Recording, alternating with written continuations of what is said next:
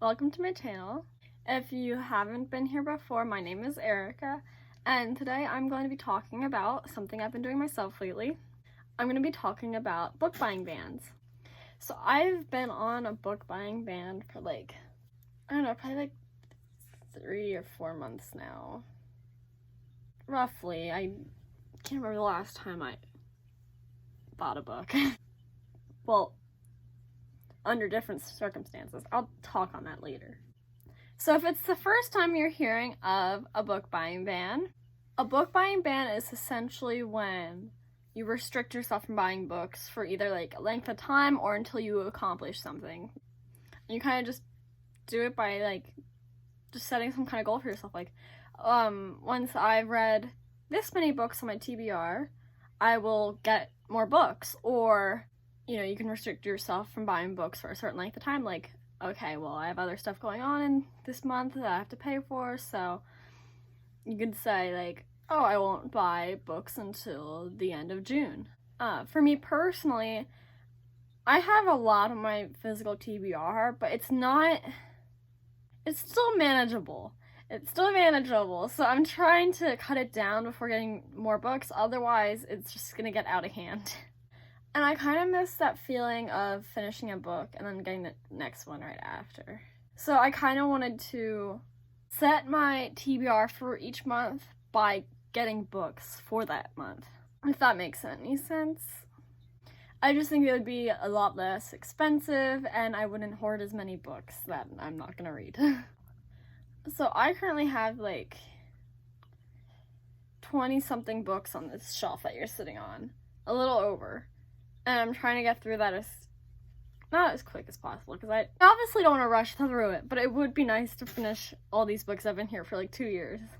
Anyway, one thing I've been hearing whenever I mention my book buying ban is people don't understand how I'm doing. How do you do that? How do you not want to buy books? Which, believe me, I want to buy all the books. But people are saying they don't think they'd be able to handle it and whatnot. So I was just gonna talk about the tips I have for how to make your book buying ban less miserable and how to stick with it. Okay, my first tip is one that kind of helps you to combat that feeling of wanting to buy books. Now, unless if you're going on one for financial reasons, if this tip might not work for you if that's the case, but otherwise, I find this to be pretty helpful. So one thing I have been doing is allowing myself to buy books to finish a series that I have some of the books for, but not all of them. So, for example, I recently finished the ACOTAR trilogy, but I did not have the A Court of Frost and Starlight novella, so I allowed myself to get it. And it came in the mail yesterday. I was so excited. But that's something you can follow to help you get rid of that urge to buy more books. The next tip I have is not something that I've been able to do myself because of how expensive it'd be to do this, and also because I don't have access to an online library right now. But something that might help with a book buying ban if your goal is to get through a lot on your physical TBR, I think audiobooks would probably be very helpful, because you could choose one physical book that you're reading at the moment, but then you can also listen to the audiobook of some other book or even that same book to get through it faster. I also think it'd be helpful if you have books on your TBR that you're not as excited about, but you still wanted to read them so that you can get through them. For example, I have some classics on my TBR that I definitely want to read, but I just think it'd be so much easier to read it through audiobook. But until things open, I don't have access right now, and I just need to get registered with a new library that has, Libby or something. But I think that would definitely help. If I had that, I think I would get through this quicker. So that's why I'm giving this tip, because I'm almost positive it would work for most people. The next tip I have is another one to help with that longing to buy new books. And I would say ebooks, because they're less expensive, so you're not hurting yourself as much financially. And also, I personally feel like reading ebooks just goes by so much quicker than physical books for some reason. It probably doesn't, it just feels like it, because you can set the setting of the text and everything, so maybe the font will be bigger and that helps me read more. I don't know. Does anyone else experience that? But I just feel like I can get through them quicker. So if you're really desperate to read a book, or if you had to for some kind of event, then you can easily just get the ebook and it would hurt you less financially. It wouldn't make your physical TBR go up as much. And it cures that longing. I only did this once, but I almost wish I hadn't, because the book was, well, it was a free book, actually, now I think about it. I think it was free with some kind of, no, it wasn't like Kindle Unlimited, because I don't have that. But it was like free for a day or something, and I read it, and it was alright. I'm going to talk about that at the end of this month when I do my wrap up. There's some regrets. But I think that would be helpful if you're having that longing, but as long as you don't take this tip as an excuse to get a book haul digitally, because that's just gonna cause more problems for you if you're trying to decrease your TBR, and they can add up very quick, so yeah, don't do that. My next tip is organizing your shelf in a way that inspires you to read more. I know there's different ways people do shelf organizations to help them complete their TBR, but what I've been doing is I have this small shelf that you're now sitting on. I'll tour it at some point. That's something I do on a tour. Right now, it's just kind of hard to turn it around and see what you guys are seeing with my phone, so I'll have to do a video on that, like, specifically. But having a TBR shelf and then having my big shelf that I love this. What was that? That was not in English. I love this shelf way more than this one. This one's very, like, unstable and stuff. What do you mean I'm unstable? You're unstable? The heck? But doing that makes me feel better because I can see it decrease on this shelf and then I can add them over there. And it's just kind of like the walk from this shelf to that shelf. It's nice. I don't know. It's very weird, but it's kind of nice to see the books I enjoy going over there and seeing the list go down.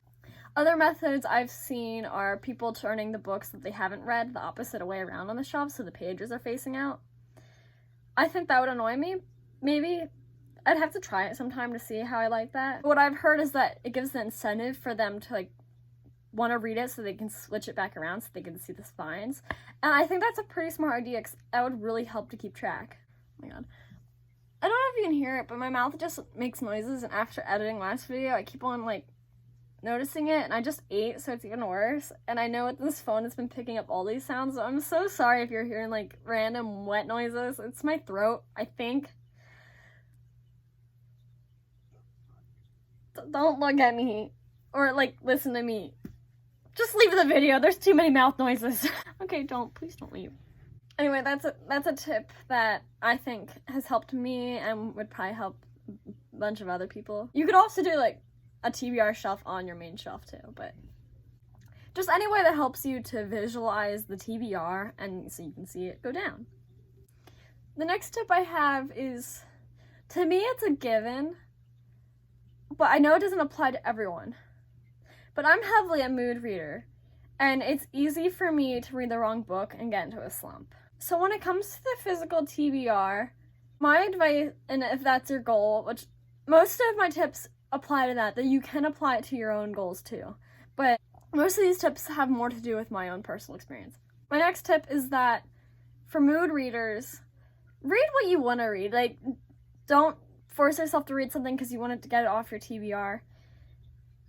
I actually have my TBR shelf divided with fantasy reads, and then I have contemporary on the top, and then I have a corner that has classics over here. I probably should not have done this because you guys can't see what I'm pointing to. But follow, like, what you want to read, because then you won't get into a slump, and then that will just make things worse because it will either make you want to get more books to cure it, or it'll make you just hate reading for a time. And no one wants that. That's miserable. I went like 5 months or something without reading. I had like the worst slump, and I just had no interest in reading anymore. It was so bad. Like, I couldn't picture how I used to like it. It got really bad. So yeah, you want to avoid slumps like those. So read the books you want to read on your shelf. And this leads to my next tip. If there are books on your TBR pile that you're realizing you have no interest in reading whatsoever anymore, and you feel bad because you bought them and you like touched them once and then you put them on the shelf and then but you still don't want to read them, just unhaul them. Like, just give them away to a library or something, or sell them online to someone. There's so many other people out there who'd probably love that book, and there's no point in you making yourself miserable if you have no interest in reading the book anymore, or if you're reading it and you just don't want to continue with it. DNFing is okay.